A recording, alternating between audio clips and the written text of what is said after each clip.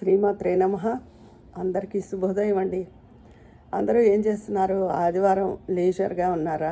మెల్లిగా చేయొచ్చు పని అని. చలి పెరిగింది కదా, చలితో బద్ధకంగా ఉన్నారా? నాకైతే పూజ అయింది, ఇంకా బ్రేక్ఫాస్ట్ అది చెయ్యాలి. అయితే భానుమతి గారు గురించి ఎందుకో నేను అందరినీ ప్రార్థించమన్నానంటే, ఎప్పుడూ రండి మన కోసం మనం చేసే ప్రార్థన కన్నా వేరే వాళ్ళు చేసే ప్రార్థన ఎక్కువ ఫలితాన్ని ఇస్తుంది. అప్పుడు మన గురించి భగవంతుడే చూసుకుంటాడు. తర్వాత ఆవిడ జాబ్ చేసే మనిషి, మన ఛానల్లో రెగ్యులర్గా యాక్టివ్గా ఉంటారు. ఆవిడ ఆరోగ్యం, మనకు తెలిసిన వ్యక్తి ఆరోగ్యం బాగుండాలని మనం కోరుకోవడంలో తప్పులేదు కదా. అందుకని మీ అందరినీ కూడా అడిగాను, మీ అందరూ కూడా చక్కగా స్పందించారు.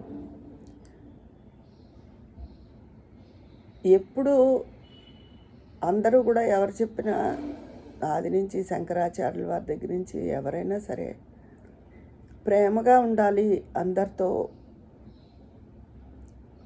ఎదుటి వాళ్ళు, ఇప్పుడు గాంధీ గారు అయితే ఎదుటి వాళ్ళు ఒక చెంప మీద కొడితే ఇంకో చెంప చూపించాలి అలా చెప్పారు.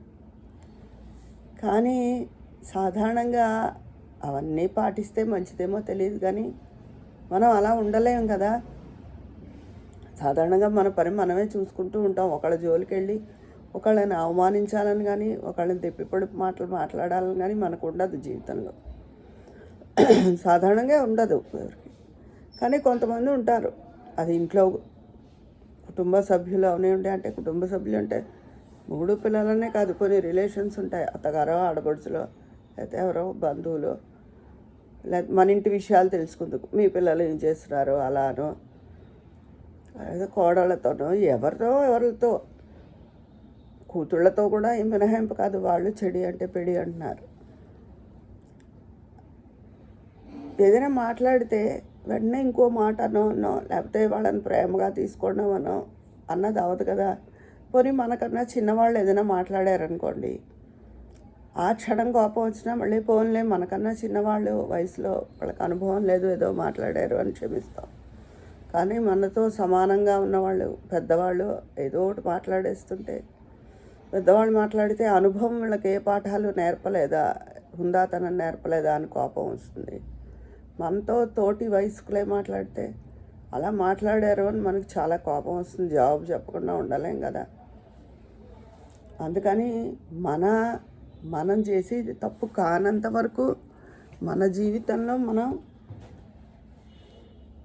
ఎప్పుడూ కూడా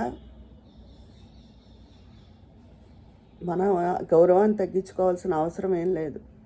మనం అన్న మాటకి మనం కరెక్ట్గా ఏది న్యాయమో అది జవాబు చెప్పి తీరవలసిందే. ఎందుకంటే ఒకసారి తల వంచితే ఎప్పుడూ తల వంచినట్టు బతకవలసి వస్తుంది. కాదు సర్దుకుపోవడం అలవాటు అవుతుంది. అలా అని అహంకారంగా ఉండమని కాదు. అహంకారానికి ఆత్మాభిమానానికి చాలా తేడా ఉంది. అహంకారం అంటే లేనిపోరు ప్రతిదానికి విరవిగిపోతూ ఉంటారు, అది అహంకారం. అలా కాకుండా మన విలువను తగ్గించుకోకుండా మనం అందరితో మంచిగా ఉంటూ మన ఎవరైనా కించపరిస్తే దానికి తగ్గ జవాబు చెప్పడం ఆత్మాభిమానం. అది ఆ రెండింటికి ఎప్పుడూ తేడా ఉంది. ఎవరి విలువని ఎవరు తగ్గించుకోకర్లేదు, ఎవరంతటి వాళ్ళు. అది ఎవరైనా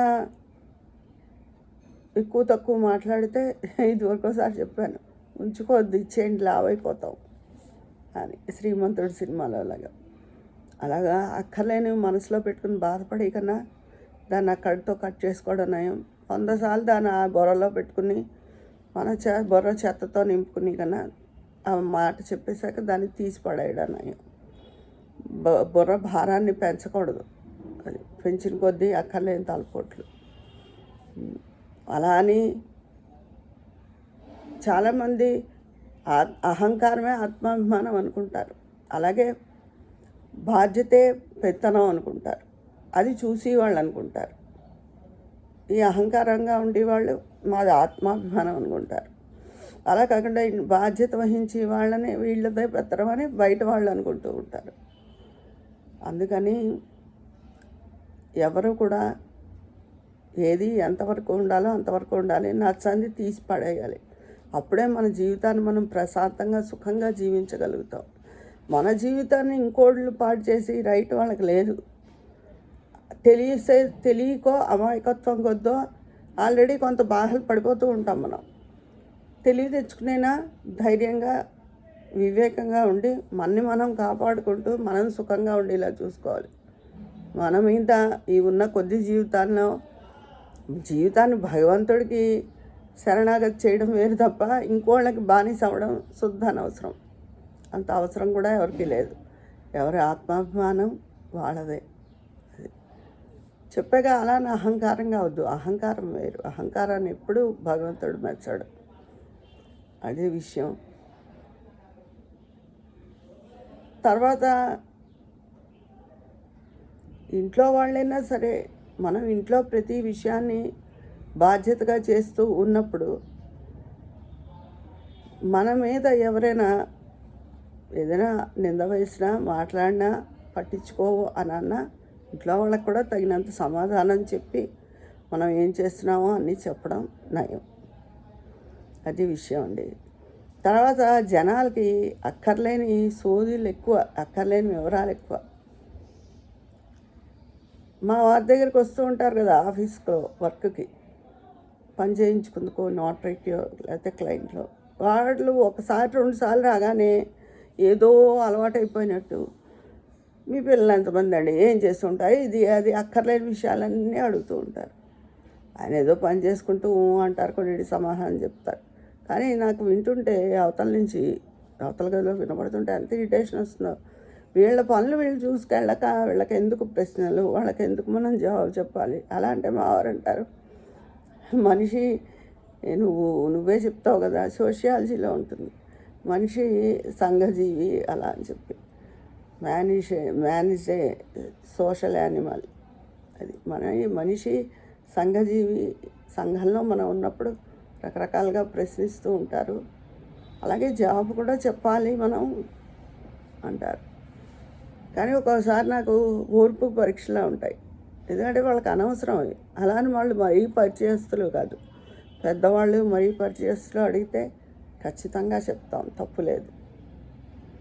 జనం తీరు అలా ఉంది, రకరకాలుగా ఉన్నాయి, రకరకాల మనస్తత్వాలు, రకరకాల మనుషులు. ఒక్కోసారి ఎందుకు వాళ్ళందరినీ మనం భరించాలి, వాళ్ళ జోలికి మనం వెళ్తున్నామా అని ఉంటుంది. అది సంగతి. ఈరోజు ఏవేవో విషయాలు మీకు చెప్పాను. ఇందులో మీకు అర్థమైన విషయాన్ని తీసుకోండి, కానీ అందరూ ఆత్మాభిమానంగా ఉండాలి అని చెప్తున్నాను. ఉంటాను మరి. మీ అభిప్రాయాలు కామెంట్ బాక్స్లో తెలియజేసేయండి, అక్కడ మాట్లాడుకుందామా మరి. ఉంటాను. మీ స్నేహితురాలు విజయ పన్నాల.